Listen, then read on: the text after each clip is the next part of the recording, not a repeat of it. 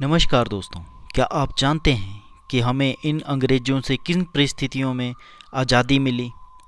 जब भी ये ब्रिटिश भारत में आए थे तो इनका सबसे पहला और मुख्य उद्देश्य यही था कि भारत में ज़्यादा से ज़्यादा व्यापार करके उस मुनाफे को इंग्लैंड लेके जाना।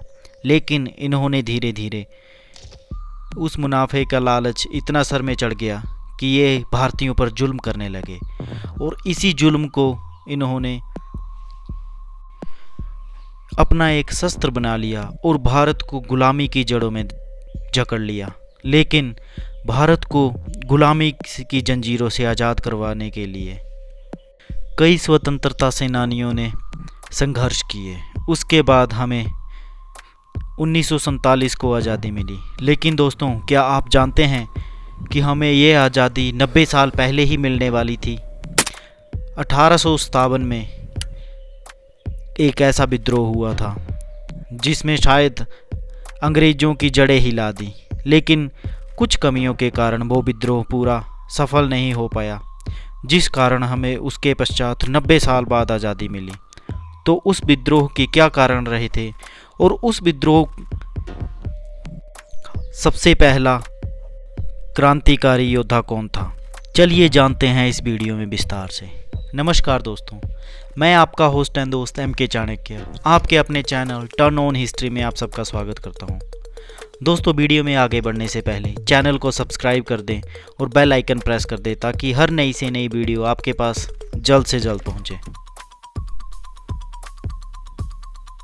दोस्तों, मंगल पांडे एक भारतीय स्वतंत्रता सेनानी थे जिन्होंने 1857 में भारत के प्रथम स्वाधीनता संग्राम के महत्वपूर्ण भूमिका निभाई। ईस्ट इंडिया कंपनी की 34वीं बंगाल इन्फेंट्री के सिपाही के रूप में थे।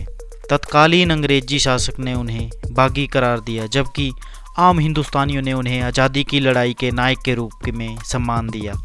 भारत के स्वाधीनता संग्राम में उनकी महत्वपूर्ण भूमिका को लेकर भारत सरकार द्वारा उनके सम्मान में सन 1984 में एक डाक टिकट जारी किया गया तथा मंगल पांडे द्वारा गाय की चर्बी मिले कारतूस को मुंह से काटने से मना कर दिया, जिसके फलस्वरूप उन्हें गिरफ्तार कर 8 अप्रैल 1857 को फांसी दी गई। मंगल पांडे का जन्म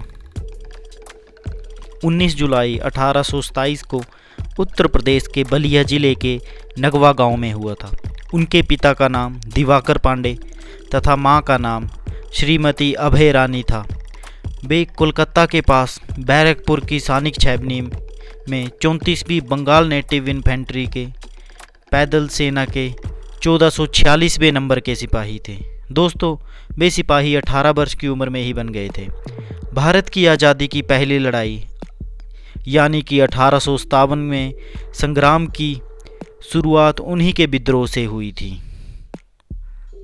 तो आइए जानते हैं कि उन्होंने विद्रोह क्यों किया और किस कारण किया। दोस्तों, 1850 के दशक में सिपाहियों के लिए नई इनफील्ड राइफल लाई गई। बहुत से लोगों का कहना था कि उसमें कारतूस में गाय और सूअर की चर्बी मिली होती थी। इन कारतूसों को मुंह से काटकर राइफल में लोड करना होता था। ये बात हिंदुओं के साथ साथ मुस्लिमों की भी धार्मिक भावनाओं के साथ खिलवाड़ था। आखिरकार मंगल पांडे ने 29 मार्च 1957 को विद्रोह कर दिया। तब वह बंगाल के बैरकपुर छावनी में तैनात थे। उन्होंने कारतूस का इस्तेमाल मना करने से इनकार कर दिया और साथी सिपाहियों को भी विद्रोह करने के लिए प्रेरित किया। उन्होंने मारो फिरंगी का नारा दिया। उसी दिन मंगल पांडे ने 2 अंग्रेज अफसरों पर हमला कर दिया। बाद में उनके खिलाफ मुकदमा चलाया गया और उन्होंने अंग्रेजी अफसरों के खिलाफ विद्रोह की बात स्वीकार कर ली और जिस कारण उन्हें फांसी की सज़ा सुनाई गई और तारीख तय की गई 18 अप्रैल। दोस्तों, मंगल पांडे को तो फांसी की सज़ा 18 अप्रैल 1857 में सुनाई गई थी, लेकिन उन्हें अंग्रेज़ों को डर था कि मंगल पांडे ने विद्रोह की जो चिंगारी जलाई है व देश भर में कहीं ज्वाला न बन जाए, इसलिए तय तारीख से 10 दिन पहले यानी कि 8 अप्रैल 1857 को मंगल पांडे को फांसी दी गई। उनकी फांसी के बाद मेरठ, कसौली, कांगड़ा और धर्मशाला समेत देश भर के कई जगहों पर सिपाहियों ने विद्रोह कर दिया और आम लोगों ने भी अंग्रेजों के प्रति आक्रोश बढ़ा दिया। दोस्तों, मंगल पांडे ने अपनी इस क्रांति को ज्वाला देने के लिए नारा दिया था, मारो फिरंगी को। यह स्वाधीनता के लिए सर्वप्रथम आवाज़ उठाने वाले क्रांतिकारी मंगल पांडे की जुबान से निकला था।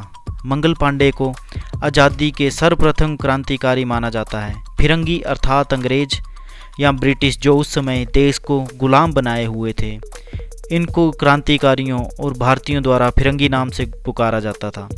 आपको बता दें कि गुलाम जनता और सैनिकों के दिल में क्रांति की लहर तो जल रही और उसे धड़काने के लिए, लड़कर आज़ादी लेने की इच्छा को दर्शाने के लिए यह नारा मंगल पांडे द्वारा गूंजाया गया था। दोस्तों, मंगल पांडे की इस आज़ादी की लहर का परिणाम ये निकला कि 10 मई को मेरठ की सैनिक छावनी में भी बगावत हुई और यह विद्रोह देखते ही देखते पूरे उत्तर भारत में फैल गया।